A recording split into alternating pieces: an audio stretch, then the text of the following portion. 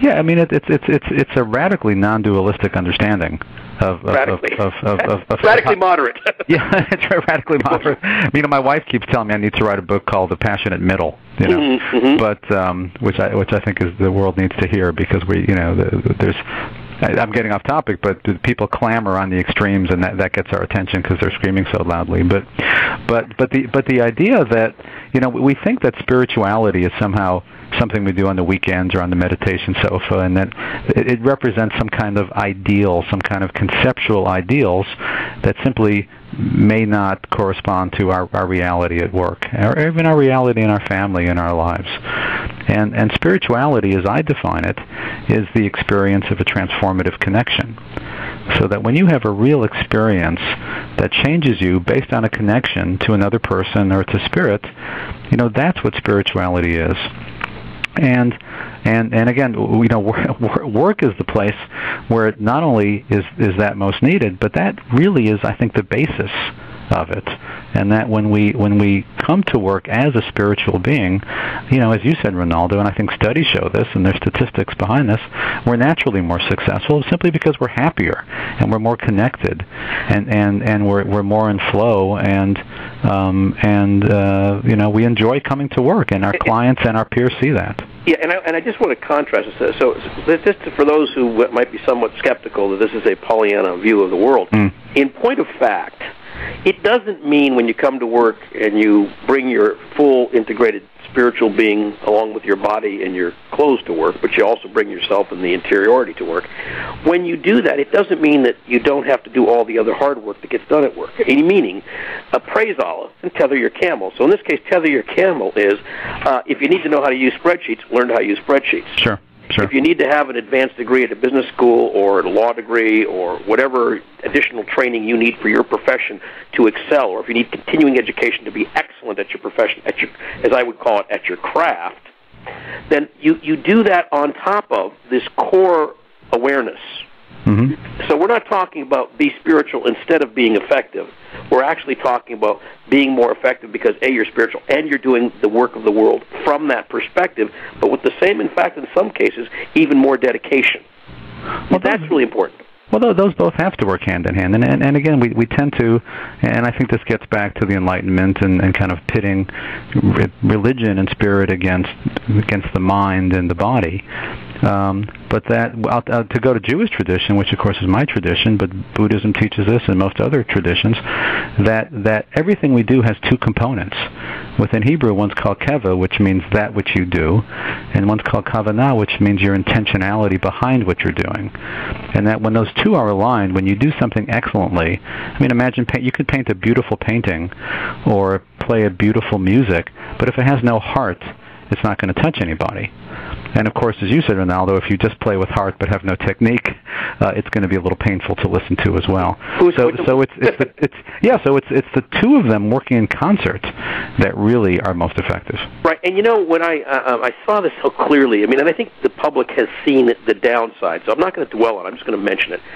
The downside of rudderless corporate activity, meaning the pursuit of growth for growth's sake, the pursuit of money for money's sake. If you want to look at it most clearly, pursuit of growth for growth's sake is literally the ideology of a cancer cell. Yeah, exactly. Okay, so that doesn't get anybody anywhere, and we've seen it not only with the Enrons.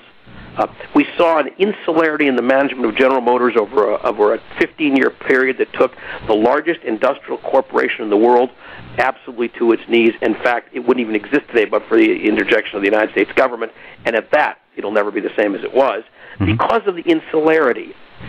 You see these over and over again in business. It's not just that you have to have flawed ethics. That would be the Enron case.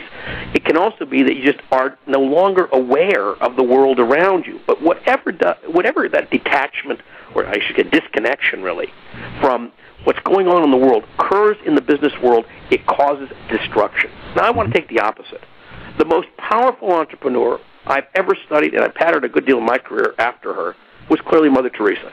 Can you imagine starting with one leper or beggar, cancerous beggar on the streets of Calcutta, and within very short order building a globe-straddling organization with 3,500 nuns working full-time, 650 physical outlets, meaning physical buildings and establishments, 1,000 priests. I mean, this woman inspired in such a powerful way that she organized through people's highest goals and aspirations for themselves, and out of it came this enormous empire of activity, which, as you know, created tens of billions of dollars of social services out of nothing. Mm-hmm. Mm-hmm. So to me, that is the height of entrepreneurial capability, and it wasn't done so she could prove that she was on the Inc. 500. Right. In fact, the funny part of the story that some of you know, I was on the Inc. 500 for 3 years in a row with one of my companies, and each year they would send me the survey you get when you're the CEO, and it says, who's your entrepreneurial model? First year I put down Mother Teresa. Got no call back. Second year I put it down again. Now, to be on the Inc. 500, you got to really be building a very, very big company quickly. And the woman who interviewed me said, Mr. Brudico, we really appreciate that you've built quite an extraordinary company. To be on 2 years in a row is quite significant. But would you please give us a serious answer to the question? I said, ma'am, I got to tell you, that was the most serious answer I could give you. Mm-hmm. If you can't see how the entrepreneurial zeal, detached from any economic motive, created something worth billions of dollars of value in the space of less than 15 years, what can I point to? Now, we don't keep track of Mother Teresa's scorecard the way we keep track of Bill Gates's. But in a sense, what Mother Teresa did was equally complex and certainly as powerful. The reason I tell the story is because, by the way, I made it a third year in a row, and they called me, congratulated me, and they said, be sure to give our best to Mother. That's right. Tell her we said hi. That's right. Tell her we said hi. But the point is that I just want to bring home to people, you may not know what your path is, and you may not even be in the right path. In fact, if you're not comfortable with doing what you do at work, one of the great lies is that you can't do what you do in the world and be successful at it. That's not true. Mm-hmm. So, and one of my favorite quotes, Alan, not in your book, is the lilies of the field quote.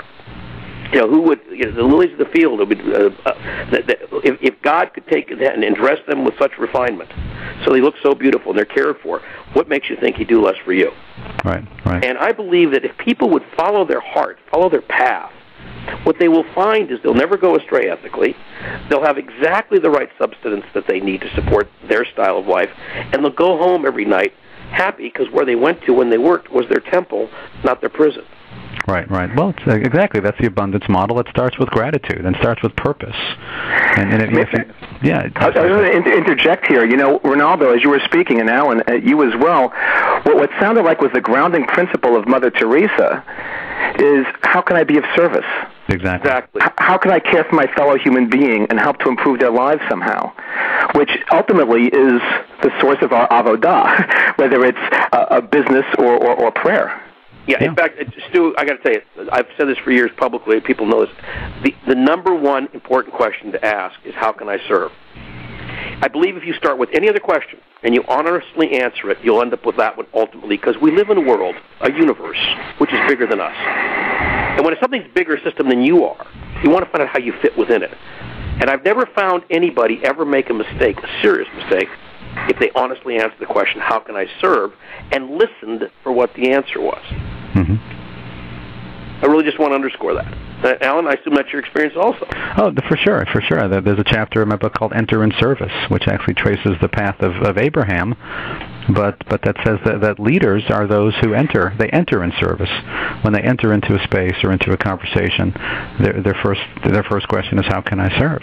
That's right. And again, if you want to compare Mother Teresa to Wall Street, and I know Wall Street guys, and I think the challenge that they're facing, and I know a lot of young guys who made a lot of money, is that to them the only reason, for some of these guys, the only reason that they're there is to make as much money as they possibly can.